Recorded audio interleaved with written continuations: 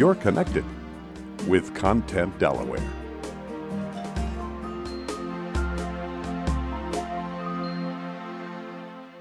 We're here with Kate Gugerty today, holistic health and wellness coach. It's wonderful to have you here.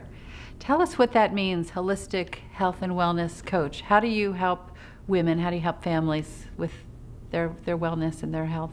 As a holistic health and wellness coach, I basically work with clients and groups of women, any groups actually, that would like to change their lifestyles in a healthy manner and really look beyond just what's on their plates, but really look at the overall their overall lifestyle practices and patterns and behaviors.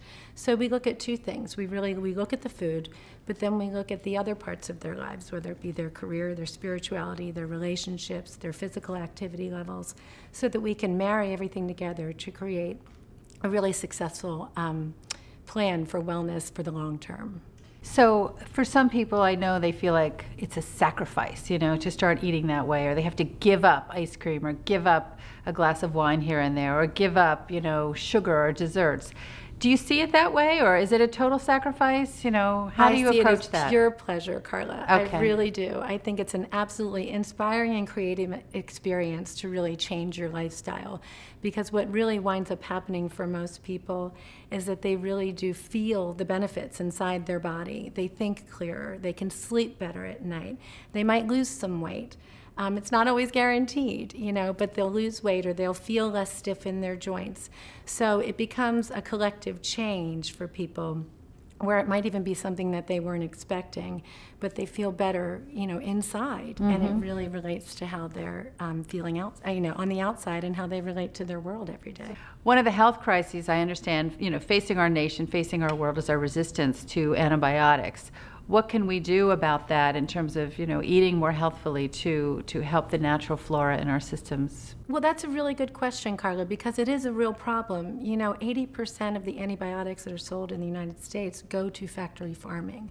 So the food sources is a really important source of that exposure that people aren't even aware that they're exposing themselves. You mean to animals or to animal Oh, is that health, right? Okay. To keeping animals healthy. Wow. So a lot of the foods we eat already have antibiotics in them. Right, and we're not even aware of that. Mm-hmm. So then if you couple that with, being sick and needing to go on an antibiotic, then we're not aware that our environment has already been compromised, in terms of its immune system and all of that. So my family's a family that loves to cook, and we love to make special concoctions, of healthy foods, whether it's a smoothie or a parfait or something like that. Mm-hmm. So I understand you actually brought some things with you today to make us some smoothies. I did. Probably ingredients nobody would ever expect to put in a smoothie.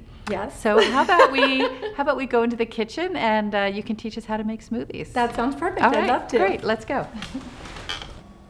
Wow, look at these ingredients. They're so colorful. Well, Carla, I always encourage clients to eat the colors of the rainbow whenever they're choosing their foods.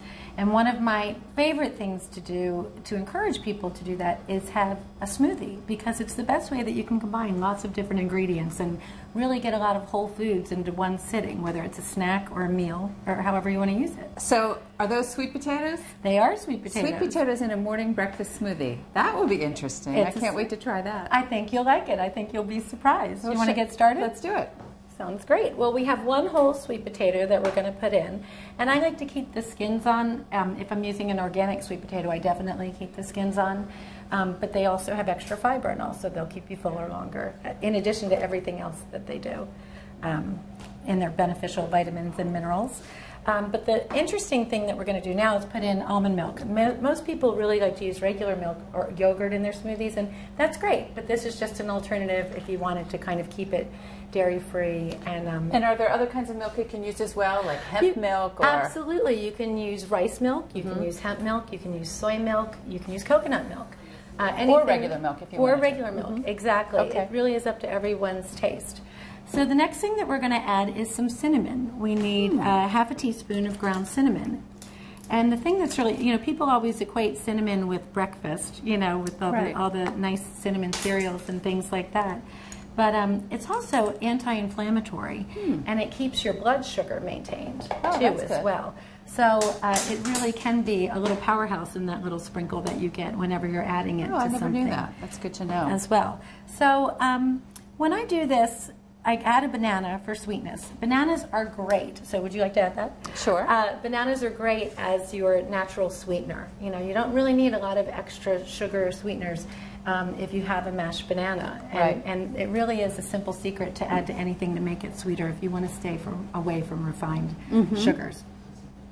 The next thing we have is vanilla extract because it, again, enhances the sweet flavor without the use of refined sugars. So we're going to use 1 teaspoon of that. Do your kids like to eat this? They love it. Wow. And, you know, the big surprise is always the last ingredient that we'll add after the honey, which they always like, but will be the addition of the greens into the smoothie. You're going to tell me the spinach is going to go in there. Absolutely. And the kids love it. They do. I promise you that. You sound doubtful on that. Well, so I am adding a little bit of honey. When you think of smoothies, you often think of berries and bananas and all the sweet fruits. Absolutely. But you don't often think of the greens. But what a great way to get healthy greens into your kids. Right. And everybody always thinks, like you said, fruits. But this is predominantly vegetables. Right. You know, so no one thinks veggies in the morning. Now I am adding a little honey since you haven't tried this before. I want to make sure that you think it's sweet enough. But do you always have honey at home, or do you leave honey out a lot of times because? I actually leave it out because I find that the banana is plenty sweet, and I think sweet potatoes are very sweet too. Once the palate really gets refined from refined sugars and processed foods, you really start to notice how sweet the natural whole foods really are. So that's an optional and have that sweetness. Now I'm going to let you add the greens because that's the big surprise. So you just add it all in at one time. Yep, and it's about a handful of greens. Okay. We're using spinach today, but you can certainly use whatever greens you have. Kale or Swiss chard or anything like that. And especially I encourage people because a lot of people don't eat their greens. They go bad in the refrigerator and they complain because they've made the investment. But if you just find ways to incorporate it into other things, then you know you'll save some money too in the long run and be healthy, eat healthy. So I'm going to turn this on and we're just going to add it. We're going to put it all in the mixer and let it go.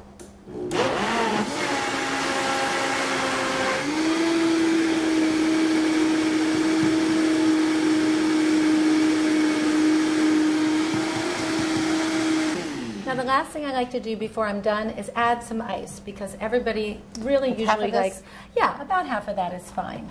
It really is up to you. Some people like their smoothies to be more room temperature. Some people like them really cold, so it feels like a nice frozen treat. I guess it makes it a little less thick too as you're drinking it. It does. It does. It can dilute it for you as well. But the funny thing is that some people enjoy the thickness because that makes them feel fuller. Okay. You know, too. It makes them feel like they're having a little bit more of a meal and not drinking their breakfast or their snack.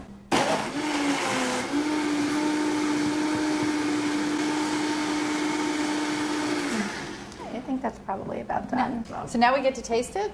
We get to taste it, absolutely. So excited.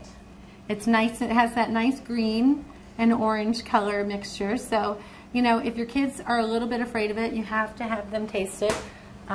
Blindfolded? Exactly, exactly. Looks a little bit like split pea soup. It does, but it doesn't taste like it. Soup, it's very funny.